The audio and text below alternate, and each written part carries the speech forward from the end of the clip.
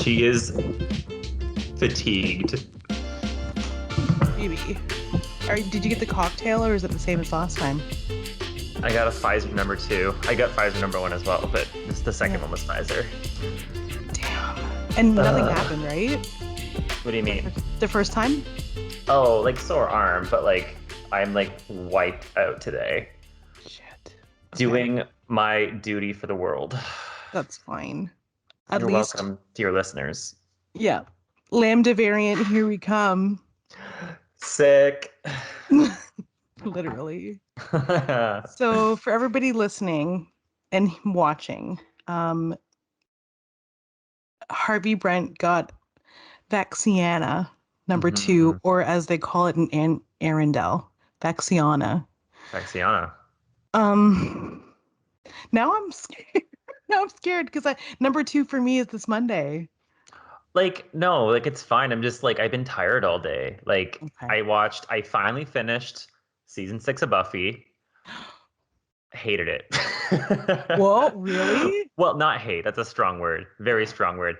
I hate the trio as characters. Wow. I do not like them. I like Dark Willow, but she came around much later than I expected. Like, much later. Yeah, I thought she was going to be like, as you and Jeff gossip about much, I thought the full heel turn was going to come about like at the midpoint of the season. No. But no. It's a long tease. It doesn't happen until episode 20 of season 6. Oh, yeah. Which is like, the third last episode, fourth last episode. Yeah. Yeah. Like, okay, I shouldn't say I hated it. That's a very strong, silly word. I'm sorry. I want to take that back. Season 6 of Buffy, just like, she gets a job at like Double Meat Palace, and like, I appreciate the sentiment of that. Like, it's reminded me of like old Simpsons Trios of Horror, where like the cafeteria, they eat the kids. Love that like general vibe. But there's just so many goofy episodes in that season that I just like. I used to love that about the early seasons of Buffy's, where like they had like a weekly villain. But for some reason, it's not working in season 6, and I'm wondering if it's because like the trio, who are the big bad, they're genuinely so tacky. They're such terrible villains that they really pull you out of it. Yeah. I don't know. Like is it the Jonathan episode? Has there been a Jonathan episode? Do you mean when he was gonna like shoot himself? Is that what you're talking about? Oh no, wait. That was when Riley was around, because I remember he had a Jonathan swimsuit calendar.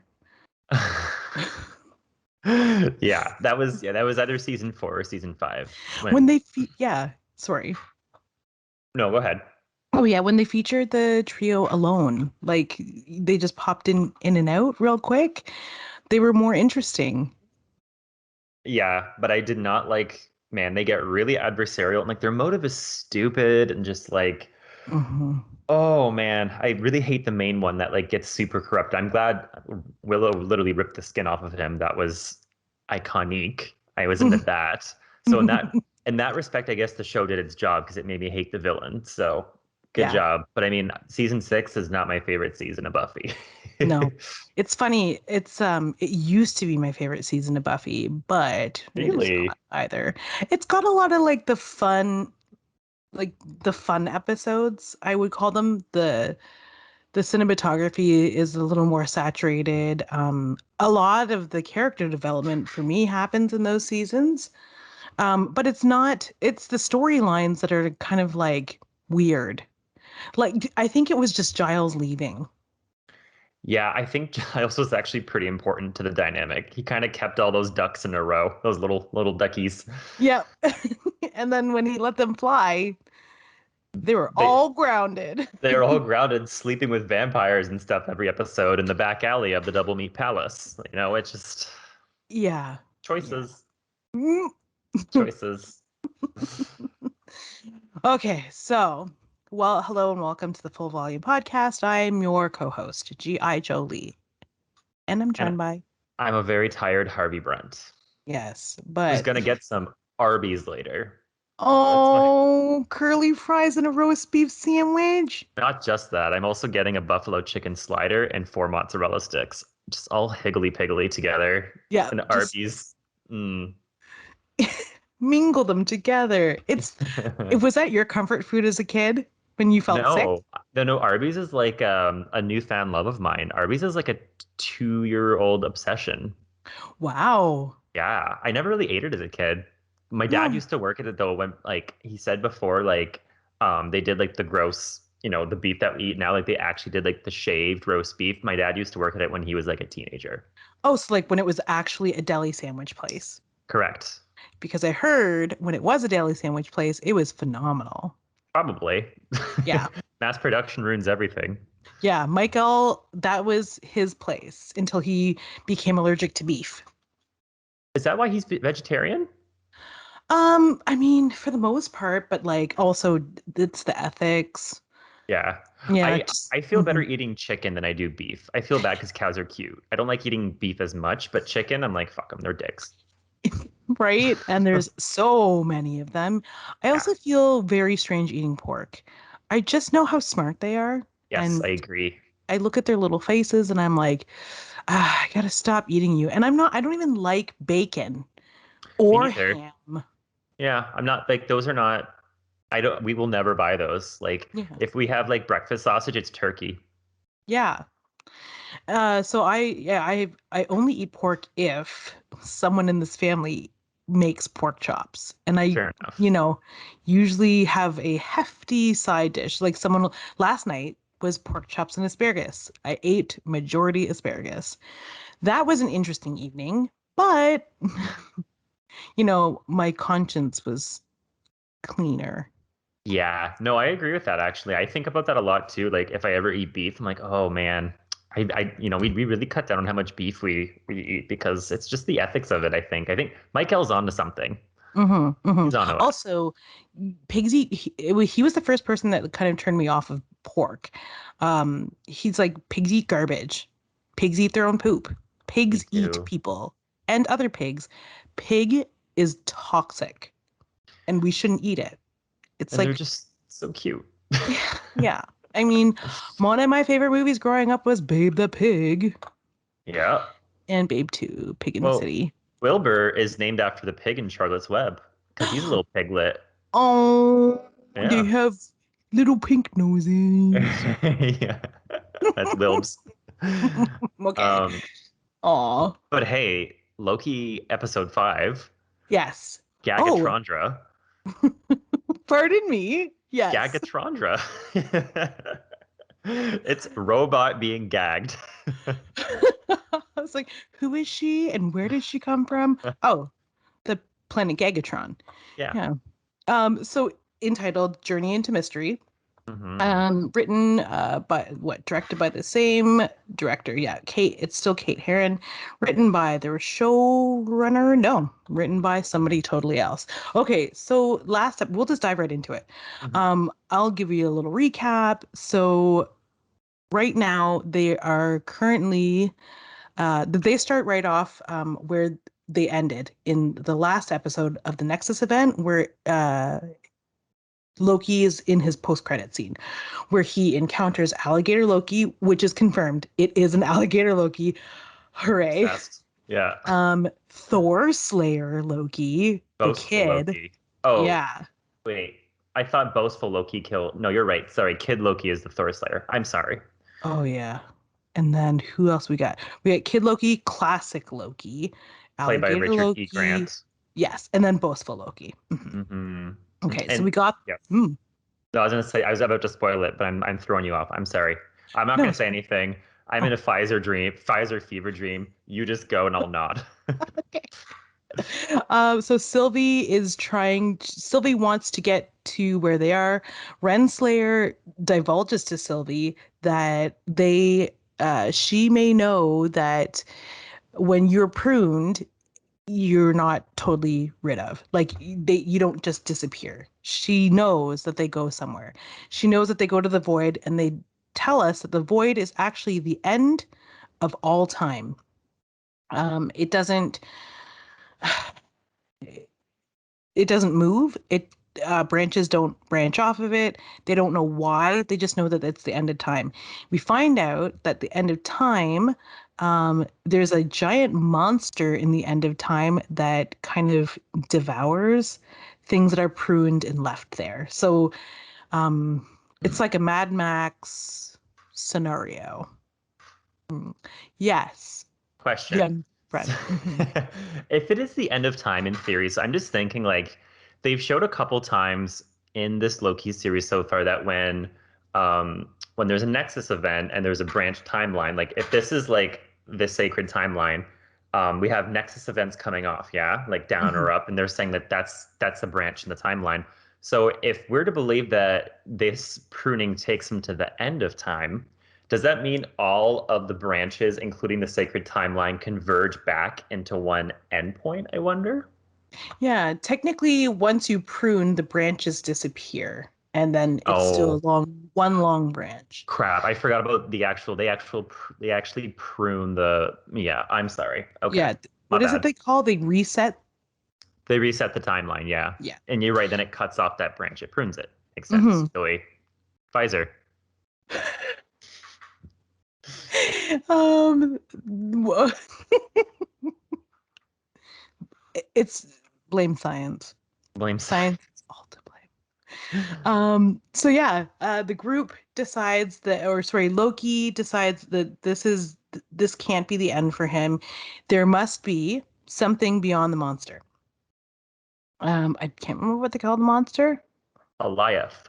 Goliath. Like That's it. Goliath, but like Goliath. Like, yeah, it's very smoky. It's mysterious. It's kind of Welsh. It's Welsh looking. Alioth. We should get in our resident Welshman that we know to weigh Yeah. in on that. Is Hair Bear watching Loki? I don't know. Maybe I'll message him. Throw him a little message, yeah. Hmm. Okay, so Sylvie finds Sylvie in an attempt to get to Loki, prunes herself out of the TVA and into the void. I mean, this is all a very quick recap. So don't come for me. Don't come for Harvey Brent. We're just trying to be quick here. Um, so she prunes herself. She gets to the void. They discover, or they both come to the consensus that they want to enchant Eliath because Eliath must be protecting something. There has to be something uh, Mm, beyond him. And sure enough, there is. She accidentally touches it, becomes one with it, and sees something. So she's convinced, and she convinces Loki, our current timeline Loki, that he should help her. Like he should distract, and she will try to enchant. right. And then the rest of the Lokis um, are like, yeah, that's a suicide mission. Peace out. Yeah, Kid Loki, Boastful Loki, and Alligator Loki are like, we're good. But Mhm. classic Loki, Richard E. Grant, does help. Yes, and boy does he ever help. He does. Yeah, so it turns out that all of the Lokis do have different powers, and classic Loki has like Wanda Maximoff level powers. Yeah, I was uncertain if I think it was just the power, like a strong power of illusion, right? Because like Yeah, Eliath comes and tries to eat the city he makes, but Eliath kind of goes through it, I yeah, think. So yeah, it's strong illusion powers, projection powers. yeah. And I don't know what it is that he was making. Was he making his vision of Asgard, or was he making the Citadel that's beyond the void? So that's a great question. I assumed it was Asgard. Okay, okay, That was cool. just Yeah, my, that would make sense. but then I was like, well, why is he making Asgard? But I mean, I guess he's just making something to distract Eliath, and Yeah. that's like probably what he knew how to create from memory. Hmm. Yep. And it just totally makes sense. And it does well in um distracting Eliath. Uh Unfortunately, I think it's the end of classic Loki. Which, like, I always hate when they kill off a classic. I hate it in all forms of medium. But yeah, I agree. It looks like classic Loki got pruned. But also at the same time, if you really think about it, if we have the sacred timeline and infinite possible realities branching off of it, they could surely bring back a doppelganger of classic Loki because in this episode, what they did do is they brought back President-elect. or 2016 presidential candidate Loki, who basically looked like Tom Hiddleston. So they could do something, I suppose. Yeah. I mean, he doesn't have a hand anymore because Alligator Loki ate it, which was fun. Hmm. Uh, yeah, the little like Loki hut that they have where they all hang out, that is kind of crazy. But yeah, I like that we see President-elect Loki. Yeah. There was a lot of you text me about it too, but there was a lot of Easter eggs this episode too. Yes, yes. We going on a And hunt, folks. yeah, so instead of bringing you maybe our Tough. favorite moments of the episode, we'll just go on an Easter egg hunt. I feel like we're on the same wavelength. I meant to text that to you and I didn't, and here you are. Okay, so I mean, I'm gonna start with my favorite, and I didn't realize this was a thing, but there was a helicopter that's had Thanos on it, and I quickly paused and Googled heli Thanos helicopter. It's the Thanos copter from the was it Amazing Spider-Man? Uh, it was actually, yeah, it came from Spidey Super Stories number 39. It Okay. was a yellow helicopter owned and operated by the quote Mad Titan. We love Mad Yeah, Titan. it was like it was like his invisible jet. So a lot of people are speculating that in this world, Thanos exists. Like he's been pruned out of a different timeline, and he's here somewhere. I'm like, that's ridiculous. But Which, I mean, yeah, it could make sense. There's all kinds of Infinity Stones in the TVA. So, that's the thing. Like it whenever they do that, like if they're pruning Thanos from different timelines, that just shows you like Thanos is no match for like actual, oh, I don't know, as I say actual reality, but like at the same time he did control the reality stone, but it's like reality is impervious to the reality stone. I guess what I'm trying to say. Because like, I guess the reality stone was more about like illusions, right? Like I'm thinking of when mm-hmm. he used it in Avengers Endgame and he used it to trick the Guardians of the Galaxy. So I guess the reality stone is just poorly named. But Thanos' reality stone is no match for the actual flow of time and reality. Yeah. Wow. I mean, Pfizer is bringing out the existentialist in you. Am I alive? I don't know anymore. Your all right. Prune me. Which Um, an Easter egg that you've harvested. Easter has come early. just my little bunny teeth. Throg, Oh, I didn't catch him. Where was he? as Loki and the variants were going down into the bunker, you saw an imprisoned frog, um, with like Thor paraphernalia on him, and it was Throg. Oh, cute, cute, cute. I Yeah, wish I wish I had more like Loki knowledge or I didn't. I saw that on IGN. I didn't know what the fuck that was until I Googled it. But I was like, oh, that's interesting. yeah, this one was like a veritable Botticelli painting of symbolism, like symbols and allegories and Easter eggs. I couldn't believe it. Even the title, Journey into Mystery. Mhm. Yeah. So for those who don't know, and I'm sure we're just recapping for actual people who do know, and I'm going to do it poorly. It was the first Journey into Mystery number 38. Yeah. Um, they decided to take a different turn with the stories that were in Journey into Mystery, and they started doing the Marvel versions of like Thor and Loki. And that's where you get the Asgardians, and that's where Thor was born in the Marvel universe, was in that title. And yeah, I think it was the eight. Was it the six, eight? I'm not gonna say a year. I don't want to say a year because that would be where, yeah, Yeah. that would be where I fail. I mean, yeah. Come on, we're two people. Like, how much comics knowledge can we have between the two of us? Let's get Mike L on here. He would know. He'd be like, well, it's probably somewhere in the 80s. Mhm. My favorite era. Wait, 80s is not his favorite era. That he would slap me if he heard that. Mhm. Um, but other Easter eggs. Sorry, we're going back on a hunt. Um, Ronan the Accuser's Kree starship was in the wasteland there. Ronan the Accuser, villain from Guardians 1? No. Where was he 2? in? No, he's in, no, definitely 1. And then he showed up again in Captain Marvel, played by Lee Pace, for those that remember. Yes, that's it. Okay. Ronan the Accuser's starship was once some part of the rubble of this end of time universe. So that was in the background. Was that the circular starship that I thought was maybe a UFO? Yes, Queen, it was That's crazy.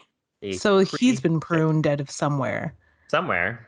I mean, again, there's yeah.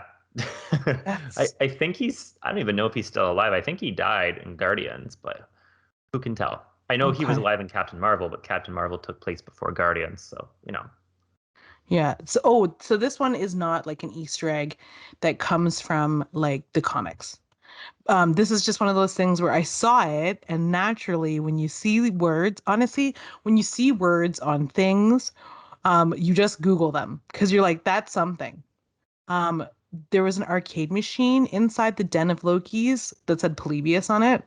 okay. And a friend of mine in New York does a book called Polybius Dreams. So I was like, I wonder what significance that has. It says Polybius. So, and it's an arcade machine. Okay, I'm just going to read right off of a website what Okay. it is because I don't even understand it. So, supposedly in 1981, it was an arcade machine in Portland, watched over by the Men in Black. The quote Men in Black. Wow. And the game was so addictive that it apparently caused people to fight each other, and it like cursed the people who played the machine. They actually just call that Mario Party, and I've lived through that. We're living that. Mm. Oh my God, speaking of Mario Party, sorry, tangent. Nintendo Switch is releasing a new Mario Party end of October. I implore Julie and Alan to get it because it is a remake of the first three Mario Parties all put together. Like they're all jumbled together with like HD graphics and everything. So like we're gonna play online is what I'm basically insinuating. Yeah, that's totally fine. I The mean, four we're of all us. friended up. Yeah, I saw, was it the Princess Peach board is The going to be birthday part of cake. that? Yeah. Oh. Yes. Yeah, it's a good one. Yeah, that's from Mario Party 1. Mhm. Yeah. Nostalgia. But yeah, that's More than four crazy. can play, or can six? It's just Mario Party's only 4. Okay, that's what I thought. Okay, cool. Oh, but yes, we're gonna do that. But yeah, sorry, pinball. I totally cut you off. Arcade machine. That's all good. I just thought it was really cool. It was like the reference to Loki being, oh, what's his name? The guy that skydives out of the airplane and steals all the money. Oh yeah, he was in episode 1 when they did a revisionist history of him. I can't remember now. That's it, right? So it's like Yes. this is a conspiracy theory, but they're adding it to Loki's world, which is nice. I Well, love that kind of thing. It's piggybacking off of that, the Mhm. USS Eldridge, which was the naval ship that was dropped into the void, that is also a conspiracy theory. So that conspiracy theory is tied to a government cover-up about aliens. It's a story that has since become an urban legend known as the Philadelphia experiment, and it's about a Whoa. yeah, and a man named Carlos Miguel Allende alleged that the USS Eldridge was transported to another dimension and its crew was killed by vicious aliens. Um, so now you can see where the Loki writers kind of, you know, got that idea from because it transports the naval ship, all the crew members are there. Eliath, which just sounds so fabulous, just consumes them all. There's gonna be so many firstborns named Eliath, and it's such a unisex name. I was gonna say, and they're all gonna be raving homosexuals, and I'm here for it. It's a very LGBT name. I love it. I am here with glitter capes It's and dramatic. rainbow fans, ready to embrace all of these children who are going to exist. Oh, Is it not like a great name? And it's like so like it's dramatic. It's a dramatic name. yeah. Eliath, come on. Yeah. You have to say it, you'll always say it a certain way, and it'll always be a little sassy. Eliath. So let's talk about. Do you have any more Easter eggs, or shall we talk about this castle? Let's go to the castle. Let's do Okay, it. cool. So apparently, there's a lot of speculation about what this castle is, and um, a lot of people think that this is where they're going to introduce. Maybe they're going to first drop hints about Doctor Doom. We know that Fantastic Four is coming down the pipelines. 2023. Exactly. Oh God. I was gonna say, oh, 2023 seems so far away, but hey, But is it? 2022 is right around the corner. I know. I was doing my calendar for ordering today, and I'm like, oh my God, I want to die. Yeah, this what is 2021? What is COVID timelines? Is this the Right? sacred timeline, by the way? Like, is Oh, this? Oh my I God, wonder prune if this we're, timeline. yeah, it's like maybe the TVA has kind of been out to lunch for a year and they haven't pruned us yet. Yeah, Oh, we get an 'cause I awfully scraggly. We need to be pruned. we need to be brushed. We Yeah. need to be caressed and loved. Oh my Oh, God.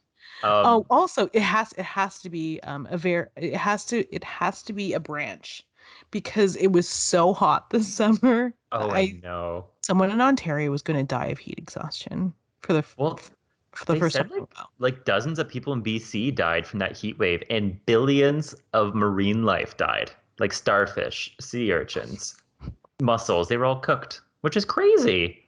Mm, I hate it here. yeah. Hmm? I hate it here. Please take me off of Earth. I don't need to be here anyway. Speaking of not Earth, Hmm. so there's also a speculation about what this castle actually is, other than the Oh, home of Doctor Doom, which is Doomstadt, Vicky Von apparently. Doom. Yeah. Um, Um, I was Vicky. Vicky Von Doom. That's also a very sassy name. That's a great drag name, actually. Vicky Von Doom. Oh, you But would get read so hard for just doing like cosplay. oh, 100%. That's a So cosplay queen yeah, you'd through be and like, through. is it Cameron Michaels that's the cosplay queen right now? I was I was gonna I guess Cameron Michaels kind of is a cosplay-ish queen. Denali, I think Denali had a couple looks too that were a little cosplay. Maybe not. I love Mm-hmm. Denali. Mm-hmm. I don't know. I can't remember. Yeah, it was kind I'm of a- costumey. Yeah, it's all part of your blur. Cameron Michaels definitely though. That's a good point. Like she came out as like a sexy minotaur once, and like I remember that. That was Yeah, it season was like 10. drag. It was good because it wasn't like full costume. It was just like drag versions of like WoW characters, which was awesome. Yeah. Okay, so the Um, mm, Sorry, I was gonna say yeah, Vicky Von Doom. That's one theory. I actually, for some reason, my gut tells me it's not gonna be Doctor Doom though in that castle. mm-mm. I don't know. First of all, we should take a step back for a second. Is Eliath protecting someone inside this castle, or is Eliath protecting us from what's inside the castle? Oh, Yeah, I just mean, like if it's Castle Limbo, the home of Kang the Conqueror, then I would argue that Alliance is protecting us. us. Yeah, which I'm wondering, like that would be the twist to an all twist. Like Sylvie and Loki literally spent all of episode 5 trying to crack Goliath to get to whatever's behind there in an effort to leave the void. Fair enough.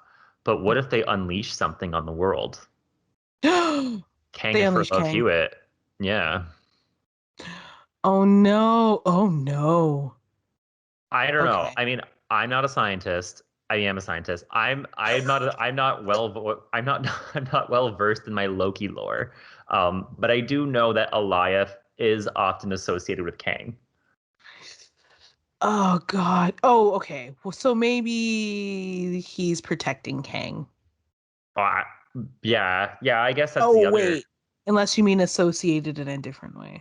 Well, I just meant associated in the sense that I mean, again, I don't know too much about Loki comics, but Eliath came in around 93, 94. I was reading. Hmm. And yeah, I guess in that sense, I think Elias, woo, I think Eliath was protecting Kang, so maybe that holds up here. But I could see it being the other way that Kang is held prisoner inside the castle, and Sylvie and Loki go in and maybe accidentally release him, and then all hell breaks loose. Who knows? Ro. But do we have any other theories besides Doctor Doom and Kang? Like, what do we think? I mean, I feel like it's Kang. You feel There's like it's only, Kang, but yeah, also do at the you? same time, well, yeah, I kind of do too. But I mean, at the same time, we were burned by Mephisto and WandaVision. Mephisto never showed up, so I'm wondering if this is again like something that we're making it out to be bigger than it actually is. IDK. Hmm. Are you thinking it's Mephisto? No, I don't think that. Oh, okay. Ooh. Um, yeah, I don't know though. Like Kang makes the most sense, but again, we were saying that about Mephisto, so like I don't know. Listen up, Robbie De Niro. You're off the hook. You're off the hook, sweetheart. We're bringing in someone young, someone able, someone just ready to play that role who can, run it for 12 years into the ground, just like Thanos was. So, Mel Gibson. Okay. God no. No. Um, Oh God. If he entered, do you know what? Maybe this is the problem with the cinematic universe and the Marvel Disney Plus television universe is that now I am associating everything with uh or connecting everything. So it's like, okay, well, I know Eternals is coming up. Who are the something happens in the Eternals to awaken the Eternals and make yeah. them interfere? Is this event what happens? See that like that's kind of what I was looking for. I'm like, is there something else that I'm missing? That's a great example. The Eternals. Yeah, like why now? Like the Chitauri, Loki, Hmm. Thanos, all of those people, Ultron. None of those are big enough for the Eternals to wake the F up. Right. But, yeah, but why would they wake up now to interfere in the affairs of humankind?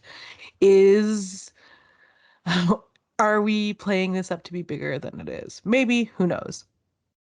I don't And I mean, that's the nature of the biz. You don't know. know. Yeah. WandaVision gave us a lot of fun answers, but are also sometimes disappointed in some of its reveals. But also, we were just so excited about it that we are like, oh my God, it's going to be amazing. So I'm trying to like tamper my expectations for the reveal next week of what's in that castle. We're at least like pretty much an assumption that they're going to make it inside the castle, right? Yeah, I think Yeah. they're going to. I would Okay. love for there to just be Miss Minutes in there with a crown on. Oh, Miss Minutes was a snake this week, by the way. Yeah, total. Undercover biatch. Yeah, her Yeah, and Ravona were just snakes in the grass, those two. yeah. There's a whole part where Sylvie in trying to get into the void is tricked by both of them into thinking that, Bamboozled. yeah, that they want to work with Sylvie, Renslayer and Ms. Minutes, but really they just, call in the guards, which I guess she must what? Ms. Minutes is like a Gal Friday where she's connected to the whole system. She was able to alert the guards without Sylvie knowing or even like saying anything. So she's part of this system, whatever it is. We don't know a whole lot about what she is. She's alluded to Loki that she is kind of like artificial intelligence. Yep. But who knows? Maybe Miss Minutes is our baddie. But I don't know that it's going to be a huge twist.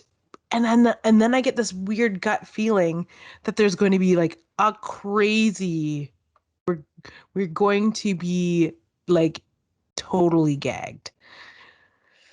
Yeah, gag me.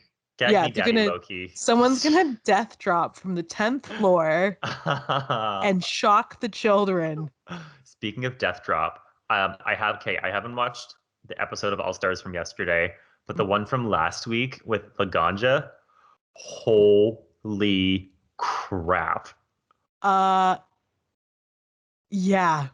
I was Wow, like, that was incredible. That was easily the best lip sync of the. I mean, even the Brooklyn Heights one was good too, but Laganja came to play. yeah. Jesus, I don't remember her being that like amazing. Or um I was like, wow, who is this stunning woman? Stunleisha, yeah, she's just gorgeous, and like, well, she came out as Laganja came out as trans early in the year, And like I feel like you could just like see that in her presentation, like her energy. Like her eyes looked happier. She knew who she was and she crushed that lip sync. Oh my Yeah. goodness. Do you know what? Maybe that is what that is because Jiggly Caliente, for those Mhm. listening out there, um, even her demeanor was different. And Totally. yeah, and after Drag Race, they came out as trans as well, and there's just something about the way that they move, that is completely different than when we saw them in their original season. They're living more in their authentic selves and it translates. Like it Mm-hmm. I mean, Jiggly wasn't on All Stars very long this year, spoiler alert, but Ew. which I was kind of bummed about, TBH. I Yeah. thought Yara Sofia should have gone home. I love Jiggly, but whatevs. Oh, Um, Jiggly. Yeah. I love her. I just freaking love that girl. But anyways, yeah, like they seem happier. And Laganja crushed it. She had us gagged. She did a splits from like 10 feet in the air onto the ground. That Yeah. was incredible. And bitch is like in her 30s. She's in her mid-30s. Yeah. It's like, you know what? You can shake that and then shake that today, lie down for the next 5 days. Yeah, exactly.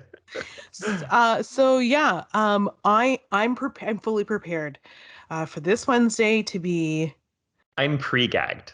Yeah, I'm I'm pre-gagged. I'm almost like feeling good that my relief will be like I feel like a weight will be taken off my shoulders in like the best kind of way. Hmm. Because the weight of the suspense, I mean, it still wasn't as good as WandaVision, but my appetite is wet. So it's really good. Like you said Yeah, before, we have not been this alive since WandaVision, and yeah, I feel it again. yeah. Yeah, I mean, how are you feeling? I mean, like currently right now, like a bag of shit. But in terms of Mhm. Loki, yeah, like I'm very excited for the finale. I think Marvel's in a lot better positioning than they were with Falcon and the Winter Soldier. Oh, um, I just yeah, and I hope Loki sticks the landing because as much as I loved WandaVision, my least favorite episode of WandaVision was the last episode. Um, Maybe that had something to do with Ralph Boner. I don't know. But I'm excited to see where this goes because this has been good, and I have more optimism that they will stick the landing this time, but we'll see. Me too. Yeah, and if you are excited and you want to let us know how excited you are for the possibly series finale of Loki on Marvel Disney Plus, send us a great mail and send us any great mail. Send us some great mail. I'm looking at you, Belgium. I know you're listening. Belgium, what's up? Hey, bitches.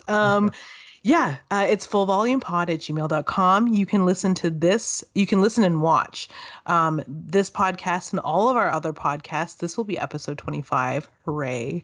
Girl, Um, quarter way to 100. mhm. We've made it. We're old enough to rent a vehicle in Canada now Yeah, our without podcast our, is. yeah. Oh, yeah. Sorry, the podcast is. Our podcast can rent a vehicle. Do they rent vehicles anymore? Anyway, whatever. Doesn't matter. Okay, so you can watch all of our past episodes on the Comic Book Syndicate website at www.comicbooksyndicate.com, or you can listen just to the audio versions on Spotify, Apple Podcasts, iHeartRadio, pretty much wherever you listen to your favorite podcasts. Just search Full Volume Pod on the Comic Book Syndicate Network. As always, I have been your stunning co-host, Dunleisha, yes. G.I. Jolie. And I'm a ratchet-looking Harvey Brent who's about to go take a shower. That's fine. Fifth shower of the day means you're clean.